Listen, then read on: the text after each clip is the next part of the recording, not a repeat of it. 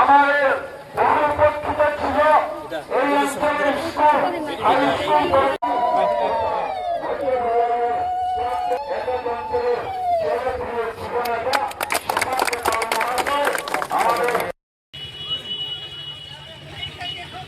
আমি এই স্কুলের প্রধান শিক্ষক।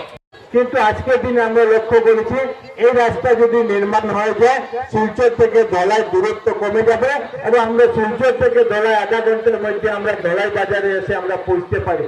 ধলাই বাজার কৌশিক রায়কে সঙ্গে নিয়ে মাননীয় মুখ্যমন্ত্রীর সঙ্গে কথা বলেছি, উনি আমাকে সহযোগিতা করেছেন। আবার 50 কোটিতে পৌঁছেছে, টেন্ডার হয়েছে, কিছুদিনের মধ্যেই কাজ শুরু হবে। আমরা আসামমালা প্রজেক্ট পেয়েছি, এই কাছাড় জেলায় শুধু লক্ষ্মীপুর আর ধলাই যে আসামমালা প্রজেক্ট হয়েছে। আর এক্ষেত্রে মাননীয় মন্ত্রী কৌশিক রায়ের অবদান যথেষ্ট। কাজেই আমি আপনাদের বিধায়ক হিসেবে এই ধলাইবাসী আপনারা যারা আছেন আপনাদের পক্ষ থেকে আবারও মন্ত্রী কৌশিক রায়কে অসংখ্য ধন্যবাদ। ডক্টর হিমন্ত বিশ্ব শর্মা মহাশয় যে প্রতিশ্রুতি ছিল যে দীনেশ দেব স্কুলকে, দীনেশ দেব পাবলিক হাই স্কুলকে আমরা আইডিএফ এর ফান্ড দিয়ে আমরা 60 কোটি টাকা দিয়ে স্কুলের নতুন ভবন নির্মাণ করব। আপনারা সবাই জানেন যে 2024 সালের 22 আগস্ট মাননীয় মুখ্যমন্ত্রী যখন ধলাইতে কলেজের উদ্বোধন করার জন্য বলজালাঙ্গা মাঠে এসেছিলেন উপনির্বাচনের ঠিক আগে ঠিক সেই সময় আমাদের আজকের দিনে যিনি সাংসদ শ্রী পরিমল শুক্লবৈদ্য মহাশয় একটা দাবি তুলেছিলেন, মুখ্যমন্ত্রীর কাছে অনুরোধ করেছিলেন যে আমাদের দক্ষিণ ধলাই এলাকায় দীনেশ দেব পাবলিক হাই স্কুল আছে এবং যেটার অবস্থা অত্যন্ত শোচনীয়, ইনফ্রাস্ট্রাকচার ডেভেলপমেন্ট করার প্রয়োজন আছে।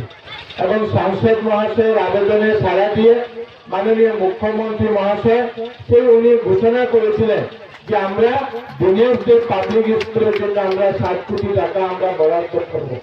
আর আজকে আমরা সবাই এখানে উপস্থিত হয়েছি, আমাদের বিধায়ক থেকে শুরু করে আমরা সবাই এখানে এসেছি যে মাননীয় মুখ্যমন্ত্রী মহাশয় যে ওনার প্রতিশ্রুতি দিয়েছিলেন সেই প্রতিশ্রুতি অনুযায়ী উনি কাজ করেছেন।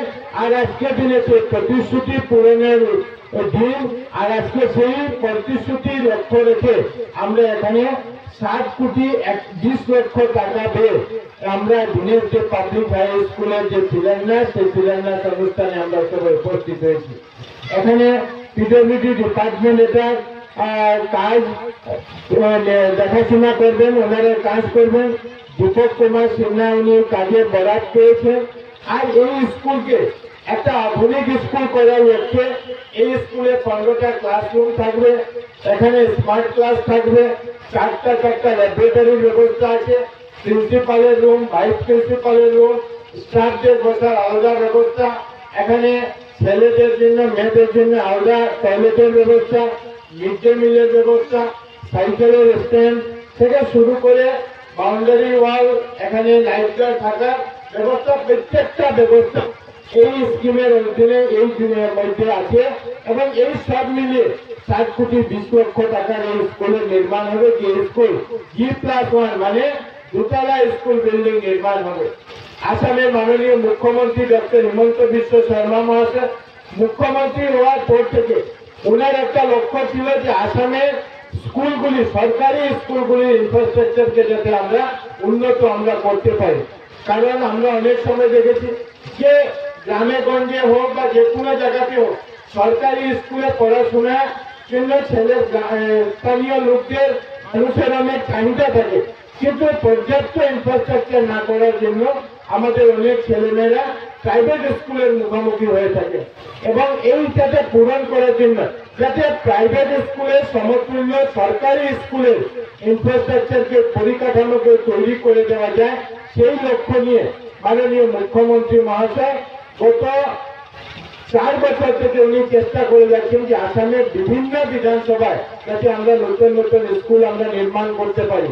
আর আজকের দিনে আপনাদেরকে বলতে অত্যন্ত আনন্দ লাগে যে আসামের 126টা বিধানসভা সমষ্টিতে প্রায় প্রত্যেকটা সমষ্টিতে 4টি 5টি করে স্কুলের কাজ শুরু হয়েছে। আর প্রত্যেকটা স্কুলের জন্য 7 কোটি থেকে 8 কোটি টাকা ব্যয় করে এই নতুন ভবন, নতুন সুন্দর ভবন পুরো ব্যবস্থা দিয়ে সেটাকে নির্মাণ করার পরিকল্পনা হয়েছে। আর আজকের দিনে ঠিক সেভাবে আমাদের দিনের যে পাবলিক হাই স্কুলের এই কাজের আমরা আরম্ভ করেছি। এই জন্য এই স্কুলে একটা সুন্দর ভবন নির্মাণ হওয়ার জন্য আপনাদের স্কুলে যারা শিক্ষক শিক্ষিকারা আছেন, এই এলাকার যারা ছাত্রছাত্রীরা আছেন, এলাকার নাগরিকদেরকে আমি অভিনন্দন এবং শুভেচ্ছা জানাই।